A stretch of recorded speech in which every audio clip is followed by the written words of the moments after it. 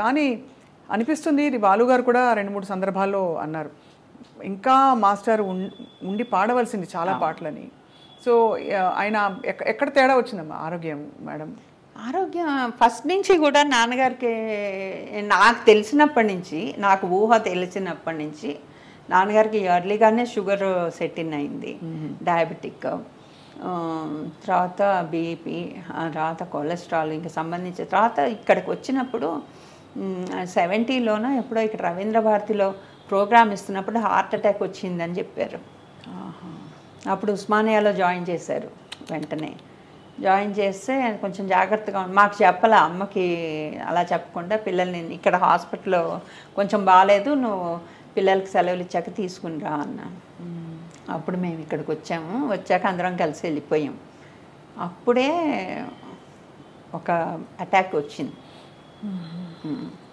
ఆ తర్వాత జాగ్రత్తగా ఉండమన్నారు డాక్టర్స్ అని, ఏదో విల్లు అవి రాస్తుంటే ఎందుకండి అని అమ్మ అడిగితే, కాదు డాక్టర్స్ చెప్పారు జాగ్రత్తగా ఉండాలని, అందుకని అని చెప్పారు. అమ్మకి ఎంత కష్టం అండి ఆ టైంలో. తర్వాత అంతే 74లోనే కదా సెకండ్ అటాక్. యాక్చువల్లీ గొంతుకి ఎవరో వచ్చి ఏదో మంది ఇచ్చారండి, అంటే ఇది వేసుకుంటే మీకు అన్నీ తగ్గిపోతాయి అది ఇది అని. ఎవరు చిత్తూరు సైడ్ నుంచో ఎవరో తెలియదు, పసర వైద్యం లాంటిదా, ఏమో పౌడర్స్. మా బాబాయ్ గారు ఉండేవాళ్ళు, ఆయన మెడ్రాస్లోనే ఉండేవాళ్ళు, మా నాన్నగారు తమ్ముడు సదాశివుడు అని చెప్పేసి. ఆయన కూడా ఆయన జాబ్ చేసేవాళ్ళు గిండి దగ్గర. అయితే నాన్నగారికి ఉండేవన్నీ ఆయనకు కూడా ఉన్నాయి. ఈ షుగరు బీపీ కంట్రోల్ ఉండవు అనమాట. అయితే నాన్నగారు ఏం చేశారంటే అతను ఇచ్చి వెళ్ళాడు, పొద్దునే వచ్చి అప్పుడే ఒక డోసు వేసేసుకున్నారు. అమ్మ వద్దని చెప్తూనే ఉంది. అప్పుడు ఒక డోసు వేసుకున్నారు ఫస్ట్ది, అప్పుడు బాగానే ఉన్నారు. సెకండ్ డోస్ మళ్ళీ మధ్యాహ్నం వేసుకునేసరికి ఇక్కడ నుంచి అండి గొంతు తెరవలేకుండా అయిపోయింది, పొక్కిపోయింది ఒక్కసారి. అయితే మధ్యాహ్నం మా బాబాయ్ గారు వచ్చారు కారు వేసుకుని. అప్పుడే మా లంచ్ టైం బయటకు వచ్చాం. వచ్చేసరికి కారు ఎక్కండి అంటే ఏదో అనుమానం అనిపించింది.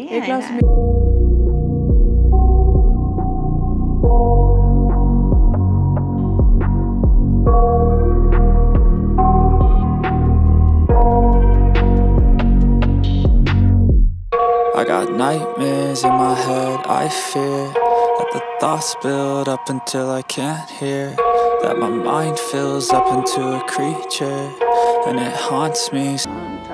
నేను చెప్పలేదండి. అయ్యో ప్లీజ్.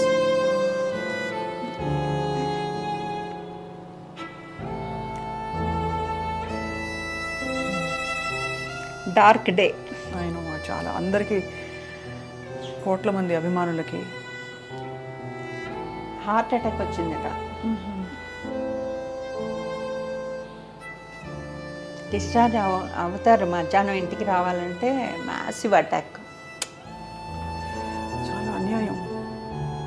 అప్పుడే అమ్మ అక్కడ ఉంటే రాజీవ్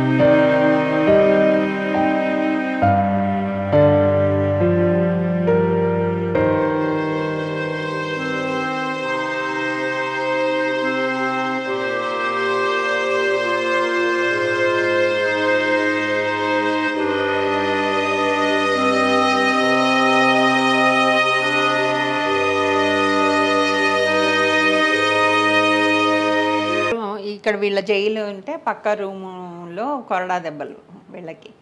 ఒక్కొక్కరిని తీసుకెళ్ళి ఇక్కడ ఒకడు కూర్చుంటాట కొరడా దెబ్బలు కొట్టడానికి. అవతల రూమ్లో అతను ఏదో 15 20 ఎంతో ఉంటాయి. ఆ ఒక్కొక్క చెల్లు అనిపించినప్పుడు వీళ్ళు అరుస్తారు కదా, అతను లెక్క రాసుకునేవాట పక్కన. వాడి డ్యూటీ అది. బ్రిటిష్ వాళ్ళు అదే 15 మందికి అంత ఒక్కటే సెల్లు. అక్కడే ఆయన హెల్త్ పాడైందేమో అనుకుంటాను నేను. అంటే బిగినింగ్ డేస్లోనే నాకు అలా అనిపిస్తుంది. ఎందుకంటే బాత్రూమ్ అది ఏమి ఉండదు కదా. అక్కడ నుంచి ఇమ్యూనిటీ కొంచెం ఓవరాల్గా అసలు బాత్రూమే కాదు, ఆహార వ్యవహారాలన్నీ కూడా ఏమి ఉండవు. ఈ దెబ్బలు వేరే. అప్పుడు ఒక ఫన్నీగా ఒక ఆయన పేరు ఏదో చెప్పారండి. ఆయన పేరు, ఆయన కూడా ఇలా జైలు శిక్ష అనిపించి ఇలా కొడుతుంటే ఇంకా దెబ్బ పడకుండానే పక్కకి దెబ్బ అయ్యా అని కుయ్యో అని అరిస్తే వాడు లెక్క రాసేసుకునేవాట. అలా తప్పించుకునేవాట ఆయన. ఒక ఆయన పేరు నాకు గుర్తులేదు. నాన్నగారు చెప్తాను అలా చేసేవాడు. ఎంత అంటే ఇంత క్లిష్ట సమస్యల్లో కూడా చమత్కారం వెతుక్కుని చూశారు. వాళ్ళు అందులోనే ఉండాలి కదా, అక్కడ శిక్ష అనుభవించాలి. అలాగే తర్వాత నెహ్రూ గారు పోయినప్పుడు సాయంత్రం వేళ ఇప్పుడు ఫోన్ అది రేడియోలో అంతా చెప్పారు. చెప్పగానే అప్పుడు చాలా బాధపడ్డారు నాన్నగారు. బాధపడమే కాకుండా నాకు బాగా గుర్తు, ఆ వెనకాతల బావి ఉండేది. నాన్నగారు తెలియగానే బయట ఎక్కడ ఉన్నారు వచ్చేసారు. వెనక బావి దగ్గరికి వెళ్ళి స్నానం చేసి లోపలికి వచ్చారు. ఆత్మీయులు పోతే చేస్తారు అట్లా. అంత దేశభక్తి. అంటే చాలా ఆత్మీయులు అనమాట. అయితే నెహ్రూ గారితో కలిసారా మహానుభావులందరినీ? ఈ మూమెంట్లో కలిసి ఉంటారు కదా గాంధీ గారిని, నెహ్రూ గారిని అందరినీ. అసలు తర్వాత వచ్చేసారు. ఇంకా సినిమా నా అమ్మతో పెళ్ళయ్యాక సీనియర్ సముద్రాల గారు పులివరు అయింది.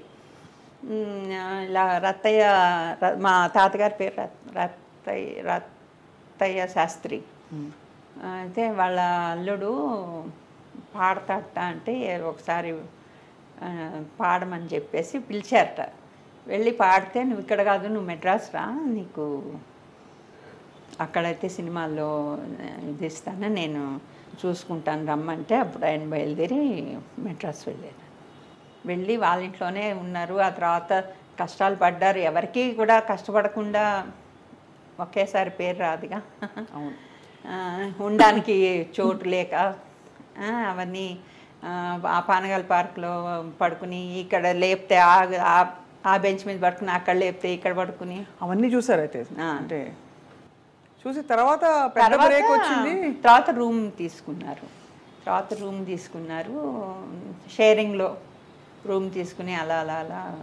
కానీ అంత లెజెండరీ సింగర్గా ఆ టైంలో వెలిగిన టైంలో కుటుంబం కోసం బాగా సంపాదించగలిగారా? సంపాదించారండి. అందరూ ఒకటి చెప్తారు, అంటే అలా చెప్తేనే చూస్తారు అనుకోండి జనాలు కూడా. ఆయన సినిమాలు తీసి అన్నీ పోగొట్టుకున్నారు, మొత్తం అంతా పోయింది అది ఇది అని చెప్తారు. కానీ అది ఎప్పుడో మాకు తెలియదు. మేము పుట్టాకైతే కాదు. అది పుట్టాక ఏమి సినిమాలు తీసి పోగొట్టుకోవడం లేదు. అప్పటికి చాలా పీక్లో ఉన్నారు. అవును, మేము పుట్టేసరికి. కాబట్టి మాకు ఆ ఎపిసోడ్ తెలియదు నాన్నగారి లైఫ్లో. డబ్బు లేకుండా కష్టపడడం అన్నది నాకు తెలీదు. పండక్కి కొత్త బట్టలు కొనడం, రొటీన్గా సెలబ్రేషన్స్ ఉండడం, ఊర్లోకి వెళ్ళడం అన్నీ చేసేవారు కాబట్టి మీకు తెలీదు. అంటే మేము ఆ ఇంట్లోనే పుట్టాం. నాన్నగారు చెప్పిన టీ నగర్ ఇంట్లో, ఆ ఇంట్లోనే పుట్టాం. ఇంట్లోనే డెలివరీస్ అన్నీ. ఆ రోజుల్లో అంతేగా. అవును, డాక్టరే ఇంటికి వచ్చేదట ఒక ఆమె. అమ్మగారు నాన్నగారు కలిసి ఎలా ఉండేవారంటే వారు చాలా అన్యోన్యంగా ఉండేవాళ్ళండి. వాళ్ళు అన్నీ షేర్ చేసుకునేవాళ్ళు. నాన్నగారు ఏంటో డబ్బులు తీసుకురా అని బయటికి రాగానే నాకు డబ్బులు చూస్తే నాకు అసలు ఇది నువ్వే చూసుకో అని చెప్పి నా అమ్మ దగ్గర ఇచ్చేసేవాళ్ళు. అమ్మ మేనేజ్మెంట్ ఇల్లు. అమ్మ దగ్గర నుంచే మాకు కూడా ఉన్నదాంతో తృప్తిగా బతకడం అలవాటైంది. అవును, అది స్త్రీ లక్షణం, అంటే మంచి గృహిణి లక్షణం అని చెప్తారు కదండి. అవన్నీ అమ్మ దగ్గర నుంచే వచ్చాయి. ఊరికినే ఇంత కావాలి అంత కావాలి. అమ్మ పాడేవారా కొంచెం అయినా? అమ్మో అమ్మట ఒక్కసారి అంటే ఏముంది అమ్మకి పాటలు అవి కాదు కానీ కాపురానికి వచ్చిన కొత్తలో వరలక్ష్మి వ్రతం ఏదో అవుతుంటే మా నాయనమ్మ గారేమో మంగళహారతి పాడు అంటే మంగళహారతులు పాడతారు కదా పల్లెటూళ్ళలో. వస్తే నాన్నగారు వచ్చి బయట నుంచున్నారు. అని మా నాయనమ్మ గారు చూసి ఏంట్రా బయట నుంచున్నా ఏంటి లోపలికి రా అంటే కాదే నేను లోపలికి వస్తే నేను కొడుతున్నాను అనుకుంటారు దాన్ని, అందుకని బయట నుంచున్నా అని చెప్పారు. ఆ తర్వాత ఎప్పుడు మా అమ్మగారు నోరిప్పలేదు అని. ఇప్పుడు వినడానికి ముద్దుగా ఉంది కానీ అప్పుడు అమ్మ ఎలా ఫీల్ అయి ఉంటారు అని. ఎందుకంటే ఒక లెజెండ్ పక్కన ఉండడం ఒక సామాన్య స్త్రీగా అయ్యో చాలా కష్టం. అంతెందుకండి మా పెద్దన్నయ్య 2-3 సినిమాలు మ్యూజిక్ చేశాడు. మ్యూజిక్ చేస్తే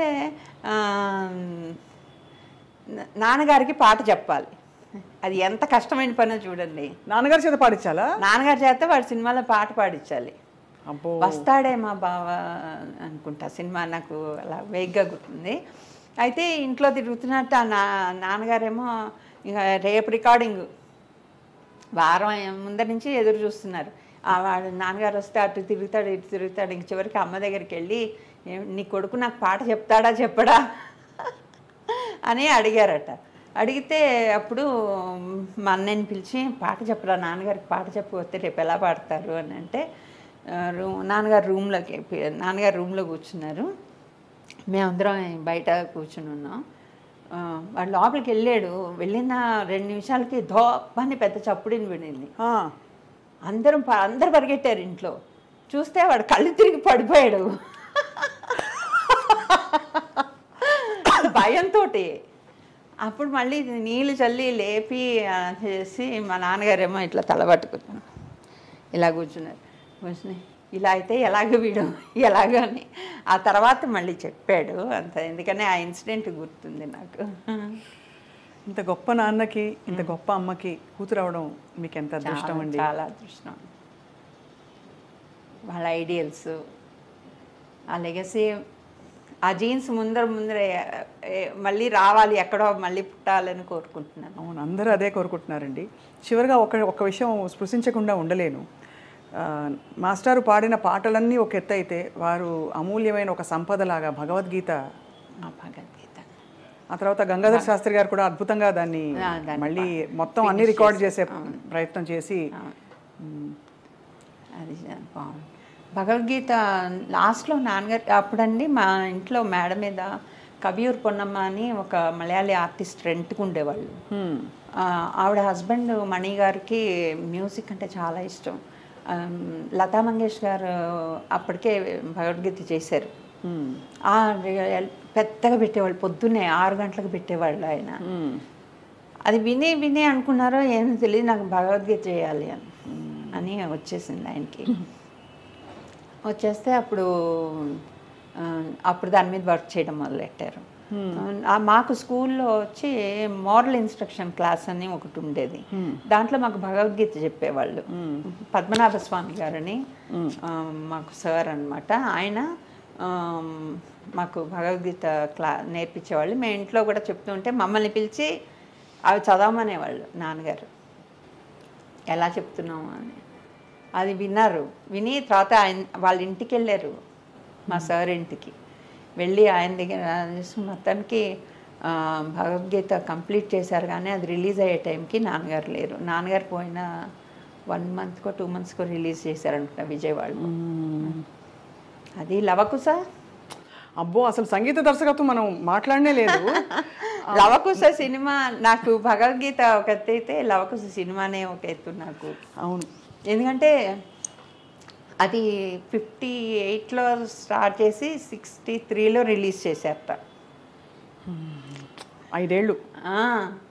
5 ఏళ్ళు ఆ పాటలు సుశీల గారిని లీల గారిని అరగేసి మొత్తం ఆ గొంతులు ఒక్కొక్క పాట ఇప్పటికీ అలా మిగిలిపోయాయి. అంటే అవి ప్రామాణికాలు అయిపోయాయి. ఇప్పుడు ఏ రియాలిటీ షో చూసినా ఆ పాటలు పాడగలిగేవాళ్ళు. సుశీల గారిని కదిపితే ఘంటసాల మాస్టారు నేను ఇలా ఉన్నానంటే ఆయన ఈరోజు నాకు దీనికి ఆయనే కారణం అనేసి వినుడు రామాయణ గాథ అంటారు. అవును, ఆవిడ లవకుశ దగ్గరే ఆవిడ మనసు అక్కడ అలా ఉండిపోయింది. అవును, ఎందుకు మొన్న మేము చూపిస్తాను ఇంటర్వ్యూలో ఇలాగే ఇదే మాట చెప్పారు, వినుడు వినుడు. నాకు దాంట్లో అంటే లిరిక్స్ అన్నీ కూడా రాసేయమంటే మొత్తం రాసేస్తాను నేను. అంటే making of we're by products of Lavakusa అంట. ఎందుకంటే మేకింగ్ ఆఫ్ లవకుశలోనే మేము పుట్టాం. అది ఆ పాటలు మా ఇంట్లో నేను, రామారావు గారి ఇంట్లో బాలకృష్ణ, మేమందరం అప్పుడు పుట్టిన వాళ్ళమే. ఆయన చూస్తే ఒకవేళ చెప్తాను ఆయనకి కూడా, you are also by product of లవకుశలో రాముడి క్యారెక్టర్లో ఆయన ఒదిగిపోయి అందులోంచి ఉద్భవించిన బాలకృష్ణ. ఆయన డైలాగ్స్, ఆయన బాలకృష్ణ డైలాగ్స్ అవన్నీ చెప్తుంటే ఇదంతా లవకుశ నుంచి వచ్చింది అనుకుంటూ ఉంటాను. రామారావు గారు చాలా ఆత్మీయంగా, ఏఎన్ఆర్ గారు, ఎన్టీఆర్ గారు ఇద్దరు కూడా ఏఎన్ఆర్ గారు చాలా ముందరే ఇక్కడికి వచ్చేసారు హైదరాబాద్కి. రామారావు గారు అయితే అక్కడే ఉండేవాళ్ళు, క్లోజ్గా ఉండేవాళ్ళు. వాళ్ళ పిల్లలు మేమందరం కలిసి ఆడుకునే వాళ్ళం. పురంధేశ్వరి మేమందరం మా ఇంటికి మా ఎదురుకుండా యు విశ్వేశ్వరరావు గారు అని ఉండే, వాళ్ళ పిల్లలు శాంతి, మంజు. శాంతియే వీళ్ళ కోడలు అనుకుంటా, రామారావు గారి కోడలు. అయితే మా ఇంటి దగ్గర ప్లే గ్రౌండ్ ఉండేది, సోమసుందరం గ్రౌండ్ అని. అక్కడి నుంచి వాళ్ళు ఇక్కడి నుంచి మేమందరం అక్కడికి వెళ్ళి ఆడుకునేవాళ్ళం. ఇన్ని జ్ఞాపకాలు తోడుతూ ఉంటే అన్ని ఓకే. ఫైనలీ అన్ని సంగీత దర్శకత్వం వహించిన అన్ని సినిమాలలో, అన్ని పాటలలో మీకు చాలా హత్తుకున్న, మాస్టర్ స్టైల్లో మీకు హత్తుకున్న అంశం ఏమిటి? అలాగే మీకు ఎక్కువ ఇష్టమైన పాట? అన్నీ సిచ్యువేషనల్గా గుర్తొస్తాయండి నాకు. చాలా బాధలో ఉన్నానంటే ఓ పాట గుర్తొస్తుంది, అంటే నాన్నగారు ఓదారుస్తున్నట్టే ఉంటుంది. ఏదన్నా లైఫ్లో ఓడిపోతున్నాం అంటే జయమ్మ నిశ్చయమురా, చంకు పొంకు లేక ముందు సాగి పొమ్మురా అంటే అవును వెళ్ళిపోవాలి అంతే, ఇది ఇక్కడ ఆగిపోకూడదు. అలా ఉంటాయి, ఒక్కటి అని చెప్పలేను. ఈ సిచ్యువేషనల్గా గుర్తొస్తాయి పాటలు. ఆ తర్వాత రంగులు రాట్నం పాట అంటే నాకు అది ఆయన ఒకే ఒక పాట రాశారట ఆయన, భుజంగరాయ శర్మ గారు. వెంపటి గారికి ఆయనగా రాశారు ఆ పాట. ఆయన రాసిన పాట నాకు ఎంత ఇష్టమో. ఏ పాటది?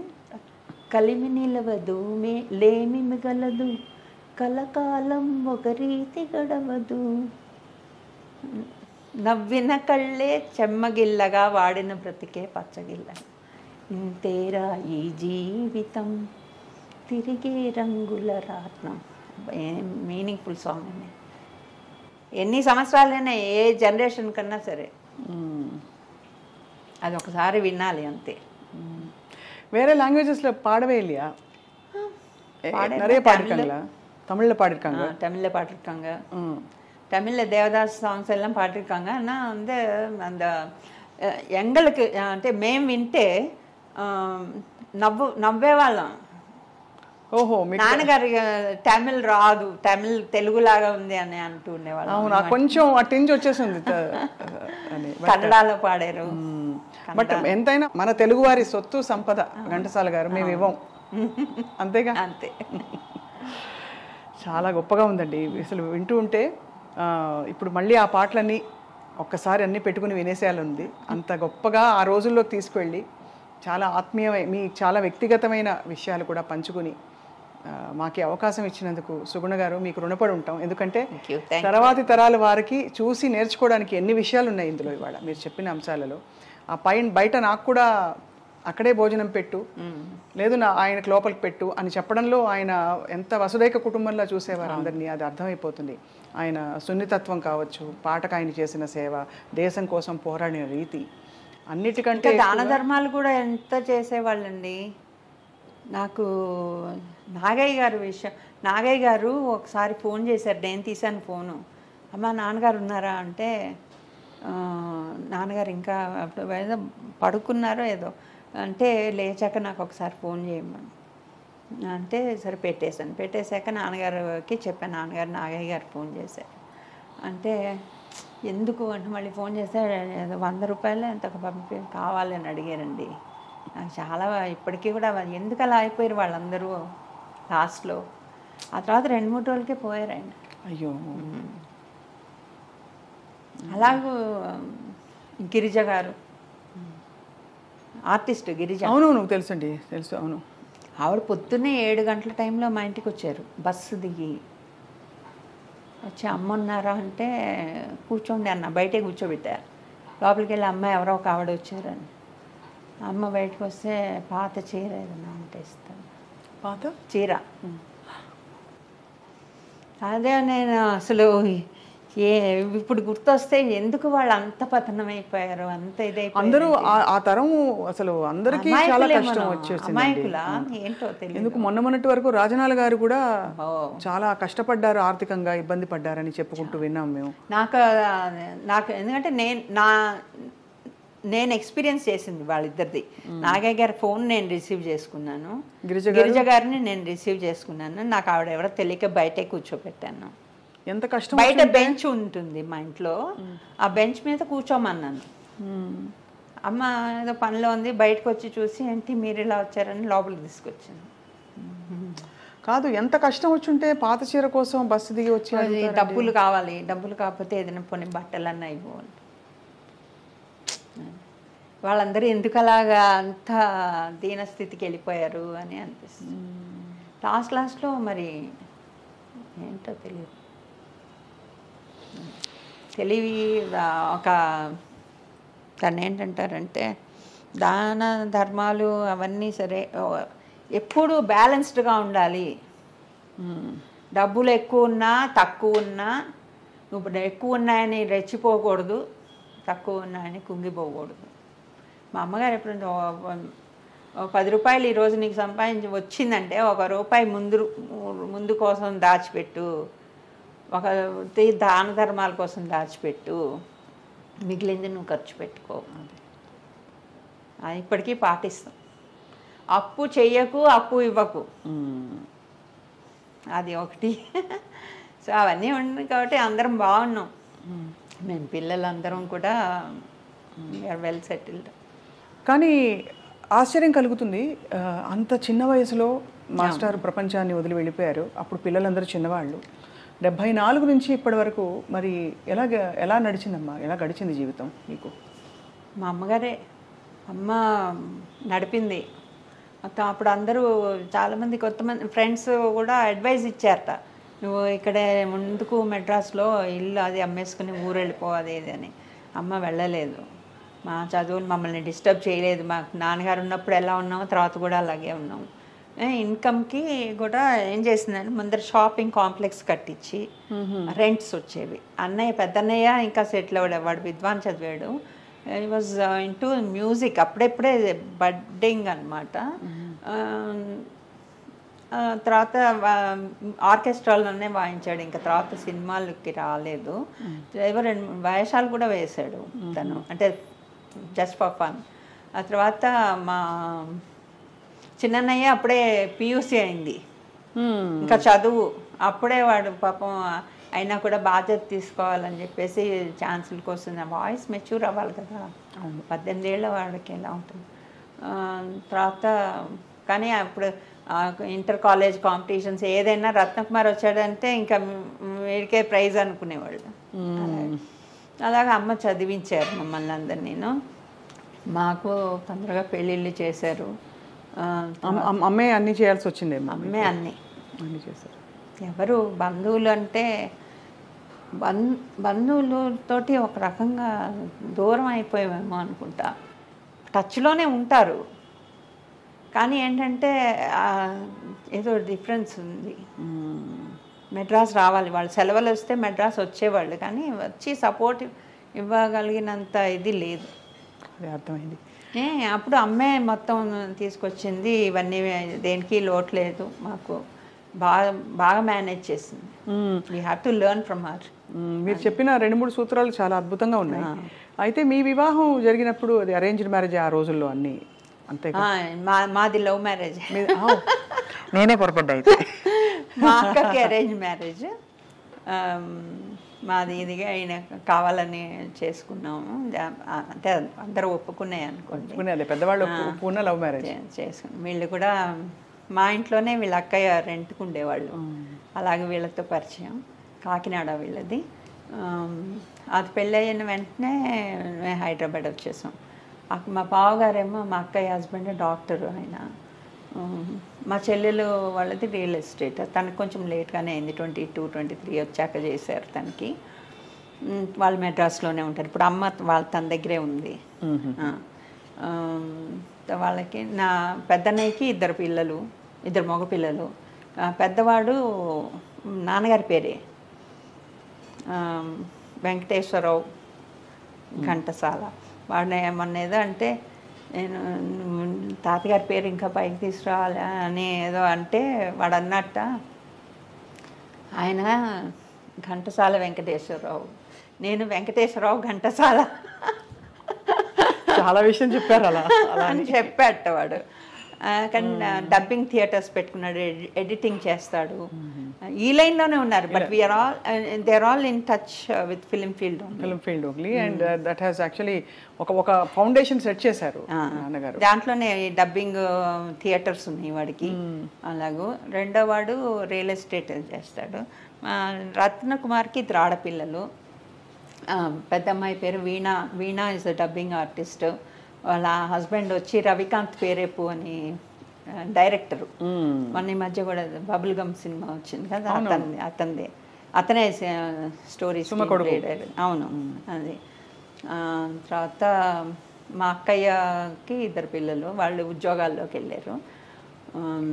నెక్స్ట్ నాకు 2 అబ్బాయిలు. వాళ్ళిద్దరూ పోస్ట్ గ్రాడ్యుయేట్ ఎంఎస్ అవి చేశారు, అమెరికాలో ఉన్నారు. 2 కూడా డాలస్లో సెటిల్ అయ్యారు. తర్వాత మా చెల్లెలకి 2 పిల్లలు, ఒక అమ్మాయి ఏమో డాక్టరు, అబ్బాయి లాయరు. వాళ్ళు కూడా ఆర్ట్ టచ్లో ఉన్నారు. అది అందరం బాగా సెటిల్ అయిపోయాం. దేనికి లోటు లేదు. బయటికి వెళ్తే రెస్పెక్ట్. నాన్నగారి పేరు ఘంటసాల గారు అమ్మాయి అనగానే లేచి నుంచుంటారు. అది still that is gift. Ghantasala గారి విగ్రహాలు చాలా చోట ప్రతిష్ఠించి ఆయన్ని అంటే దాదాపు ఈ తరం అంటే ఈ గత 100 సంవత్సరాల్లో, గడిచిన 100 సంవత్సరాల్లో ఉండే ఈ అంటే ఒక సంగీతానికి కేర్ ఆఫ్ అడ్రస్ అనే చందంగా వారికి అంత ఆరాధన వారి పట్ల అందరికీ ఉంది. అండ్ అలాగే ఆ పాటలు ఎప్పటికీ మిగులుతాయి కలకాలం. ఖచ్చితంగా ఘంటసాల మాస్టారు ఆయన అంటే రకరకాలుగా అంటారు కదా, ఇంత సంగీత సేవ చేసిన వాళ్ళు స్వరార్చన చేసి భగవంతుడికి మోక్షం వచ్చి బహుశా భగవంతుడి పాదాల వద్దే ఉంటారు అని అనుకుంటారు. మళ్ళీ మళ్ళీ పుట్టాలి ఇలాంటి మహానుభావులు, ప్రపంచానికి ఎన్నో మంచి విషయాలు తీసుకురావాలని కూడా అనిపిస్తుంది స్వార్థంగా. కానీ ఏదేవైనా ఇవాళ ఈ జ్ఞాపకాలు మమ్మల్ని కదిలించేశాయి. సుగుణ గారు, మీకు సాదరంగా నమస్కారాలు. మీ కుటుంబంలో అందరికీ కూడా నమస్కారాలు మా ఐ డ్రీమ్ తరఫున. Thank you very much.